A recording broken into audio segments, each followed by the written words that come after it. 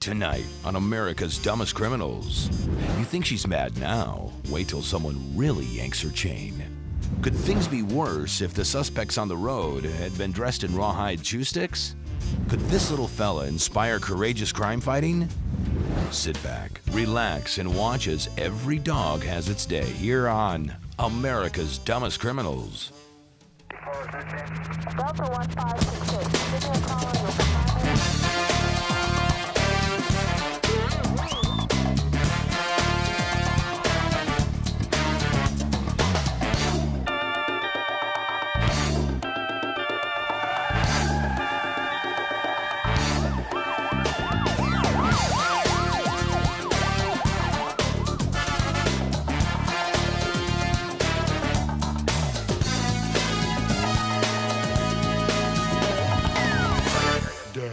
Now, welcome your hosts for ABC, Daniel Butler and Debbie Allen.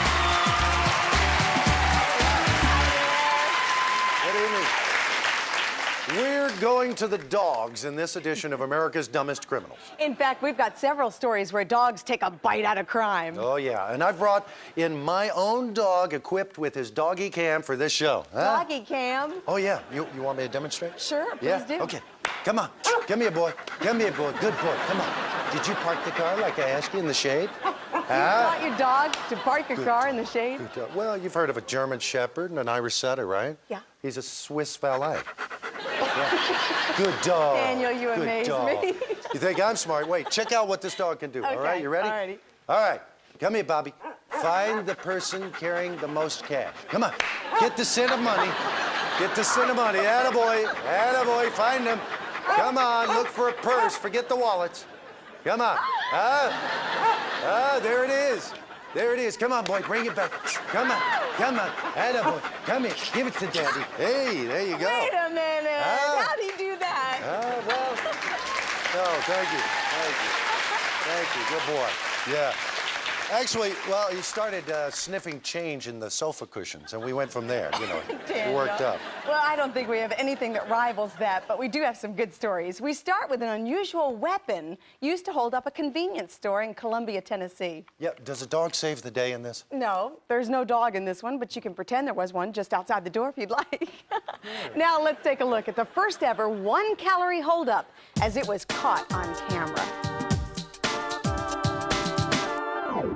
What's the strangest yet most refreshing weapon ever used in a convenience store robbery? Well, how about a large soft drink? It's less deadly than a gun, but no less unnerving and no less effective. In fact, things happen so fast that the robber almost beats the clerk to the door. How did the clerk feel? Pretty scared. First time he'd ever been robbed. Right after his close encounter with cola, the clerk ran across the street, dialed 911, took a big gulp, and said, "When I charged him for the gun, when I opened the register, he threw the drink all over me and crawled across the counter." And almost as fast as he'd robbed the place, the carbonated crook was in custody. In fact, it took just 30 minutes to make the arrest. The arresting officer, a veteran with over 20 years' experience, was asked if this type of assault was one for the record books. That's the first one I've ever heard of. But with the aid of a mop, the mess of this sticky stick-up was soon wiped away.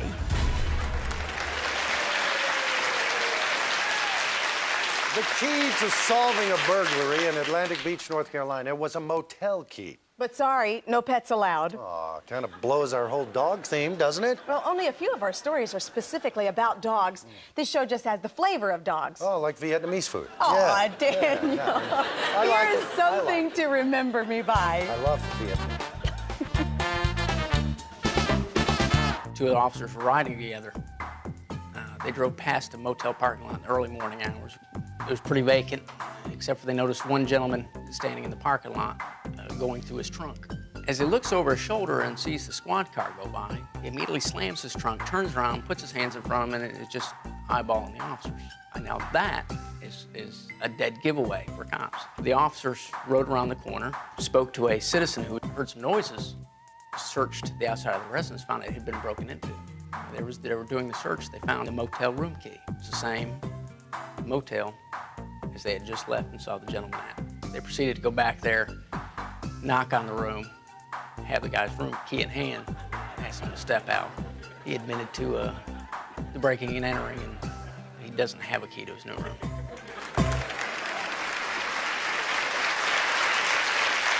Now, on the playground, they teach you that if you throw rocks, you're going to get in trouble. It's a lesson that was lost on the next crook, though, especially considering how many watchful eyes were upon him. Take a look.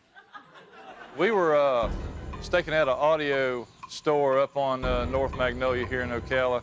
We'd had some problems with some people breaking in, throwing rocks through the front window, and they go in and take the audio amplifiers. Myself and my partner back then had been staking this place out about, I think we were on the third night when we saw a guy coming across North Magnolia. And we could see when we first saw him that he had a big boulder or rock in his hand. And so we watched him walk across the street, went right to the front of the audio place, and looked around a little bit, put his shirt over his head, and takes the rock and throws it through the front window.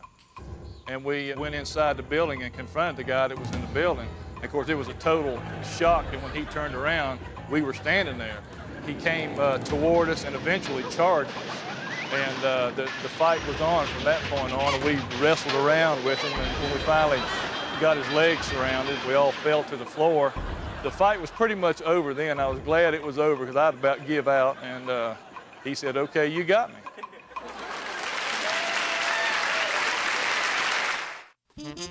In San Jose, California, it's illegal to own more than 2 cats or dogs.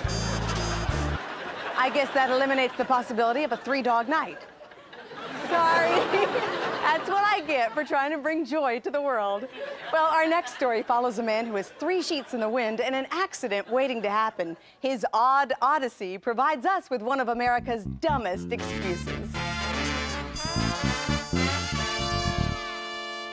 Me and my partner were en route to the sheriff's department one night, and we're driving through downtown Angola here. Next thing I know, there's this guy right on my butt. I mean, he is just tailgating me, and he couldn't have been more than a foot off my bumper. And I'm thinking, who is that guy back there? So I do the old tap the brakes a couple times, you know, see if he'd back off. Well, he doesn't back off, so I turn my emergency lights on, and he still doesn't back off. Finally, he stops. So I walk up to the guy, and I'm thinking, oh, this has got to be a good one. Sir, I said, is there a reason why you were following me so close tonight? And he looks over at me, and I can tell right away he's drunk. He just, like this, and he just leans over at me, and he goes, yeah, he goes, you got a headlight out. I go, really? I said, is that all? And he goes, no. He goes, you were speeding, too. And I said, jeez. So we pull him out of the vehicle, and he was just toasted. I wonder how he knew I had a headlight out when he was tailgating me.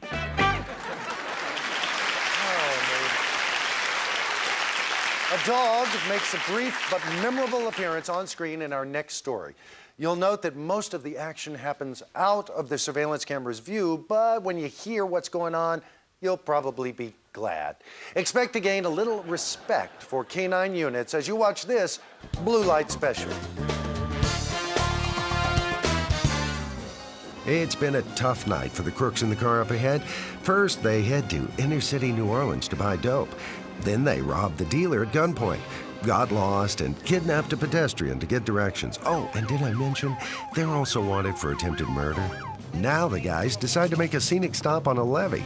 As the crooks scatter, officers are ordered to stay in their cars while a police dog goes to fetch the bad guys.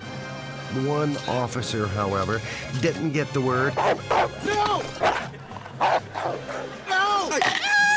And if you think the police officer had it rough, imagine how things went when the dog made contact with the suspects. As a footnote, the shaken officer laughed about his encounter with his canine cohort later, much later. You've heard that a fool and his money are soon parted. Well, that's also true of high school buddies and their beer, or in this case, 50 cases of beer. Let's take a look at a wild party that never happened in Ocean City, Maryland. One June afternoon, a couple of our bicycle officers were riding down one of the alleys and they heard a disturbance behind one of the beach cottages. And they went around to investigate and found a group of teenagers unloading several cases of beer out of a van. Excuse me, how are you? Is anyone here 21 years of age? Actually, they had just gotten into town. They had just pulled up behind the cottage to start unloading when our officers approached them. Where did you get all that beer? That whole van is loaded. With the help of some friends, they unloaded about About 45 cases of beer, or about 1,000 cans of beer, equivalent of about $800 worth, and it took them about an hour and a half to pour it all out. Many of these kids, when they come down for their high school graduation senior weeks, they want to drink, and we want them to have fun, but we're serious about enforcing the underage drinking laws. Ironically, our officers had just been to their county talking about underage drinking enforcement, so obviously they must have missed that presentation.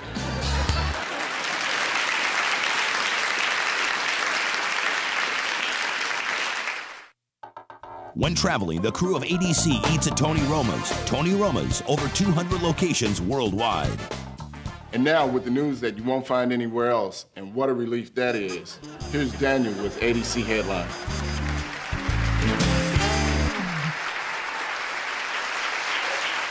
Many schools have new Get Tough policies on behavior and attire on campus, but a typo in the high school student handbook in Hendersonville, Tennessee, pushed zero tolerance to new limits. It said, and I quote, "Profane language will not be tolerated. Stern discipline will be death to any student guilty of this conduct." Now, according to the principal, it should have read, "Discipline will be dealt to any student." He added, "Most folks know that it was a misprint." And they actually give you a timeout right before death. Too much Pekin in Pekin, Illinois. When it got too hot, a 76-year-old man shed his clothes and gardened au naturel, wearing only a straw hat, work gloves, and sandals. His predisposition toward exhibition had garnered the gardener 15 arrests for public nudity since 1962. Upon his last visit to court, the judge warned that further flashings could result in jail time. "I can't assure anything," the old fellow responded. "I just hope the heat wave's over." For his neighbor's sake, so do we. Fights break out over all sorts of things. Drugs, women, who gets to go to the John first. But here's a new one, fresh from Bessemer City, North Carolina. Shots were fired as two roommates argued over who had finished off their Frosted Flakes. Now, I think someone's a little cranky because they're not getting enough fiber in their diet. One man, whom we'll refer to as Toucan Sam, accused his cousin, let's call him Tony the Tiger, of being a moocher. Ferocious, furious Toucan Sam grabbed a knife and Tony the Tiger went for his rifle. A bullet ricocheted off the floor, hit Sam in the elbow. Fortunately, the violence ended before the conflict resulted in a serial killing. And that closes the file on ADC Headlines. News ripped from somewhere near the back of your local newspaper. Debbie? What exactly does it look like to raise a ruckus? Well, we think we know. We've got the story of a woman who threw such a fit in court that she turned a minor charge into major trouble. Let's go courtside for this special delivery. Gal walks into a courtroom. She's coming back for her jury verdict in a drug case of a possession of methamphetamine with intent to distribute. When she comes back, she sits quietly at the table. She's about a half an hour late, and the jury's not very happy at having to wait for her to return. So the jury gives their verdict. Judge, member of the jury, I want you to find this woman guilty of possession of drugs, and I think that we find that we should put her away. Jury finds the defendant guilty as charged. What? How could you have done this to me? I cannot believe you did this. And she's not very happy with the jury, and she starts cussing and kicking the table and cussing at the prosecutor and cussing at the judge, and she's just not a very happy gal. So they decide that it's probably in everyone's best interest if they go ahead and remand her into the custody of the sheriff's deputies who are waiting patiently for her. They take her into custody. She's trying to hand her purse off to her attorney, who says, "I don't want that." So they get her cuffed up, they get her taken back into the place where they keep people that are remanded into the custody of the court. And lo and behold, in her handbag, they find 8 rocks of methamphetamine in addition to a very large screwdriver which somehow made it past security. All in all, it wasn't a very good day for that gal. If you play with fire, you're going to get burned, though maybe not as you'd expect, as this arsonist quickly learns. Featuring a cameo by a dog, let's blaze a trail to Pinellas Park, Florida. There were kids on scene that were starting fires out behind this house. When we got on scene, walked around to the back of the house, we saw this one kid that looked up and then took off through the woods. Well, me and my partner decided we were going to try and catch him. And our lieutenant decided that, discretion being the better part of valor, he'd use his mind. We got a dog!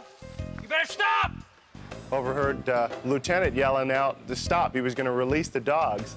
The funniest thing about this is that most people know that fire departments don't have dogs, and they especially don't have dogs that chase people. I was thinking that maybe it would be a good idea to start barking like a dog, but then I heard barking, and I thought it was my partner barking, but it turned out to be one of the neighbor's dogs that was agitated by us running through the woods. Well, immediately the kid running stopped, put his hands up in the air, and says, "Okay, you got me." We do have a dog. It's Sparky, the faux fire dog. We never had the heart to tell this guy that we didn't have a dog, and we're thinking he's going to be watching this in jail. When we were standing there waiting for the police to arrive on scene, the lieutenant asked me if we have retrieved the dog, and I said, "Yeah, Sparky's back on the truck."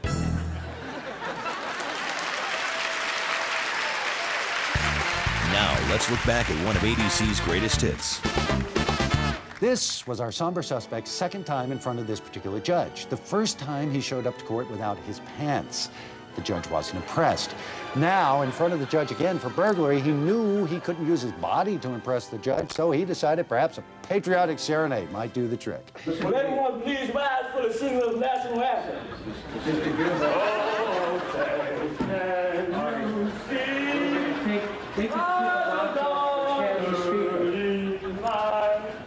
Yeah, well, unfortunately, the judge was not wooed, and he removed the warbling rock star from the room, and they didn't hear a peep from him after that.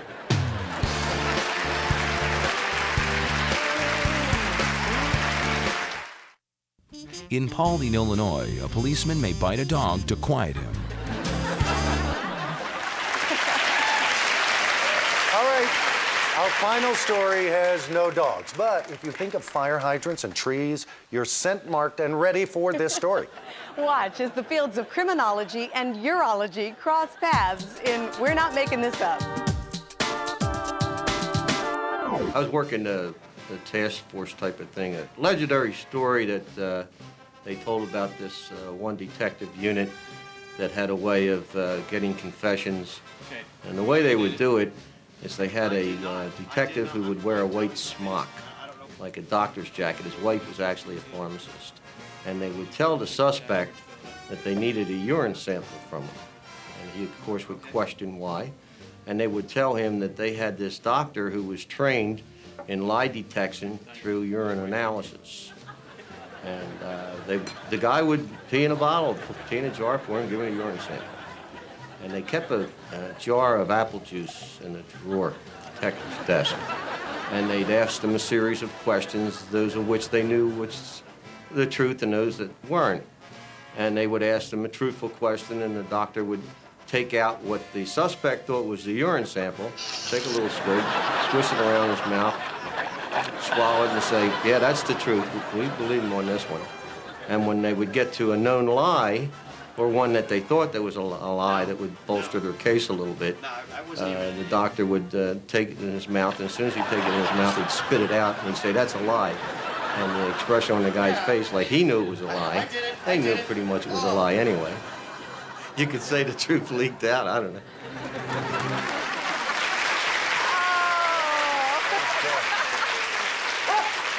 Okay, I know. The story had the same effect on me, fella.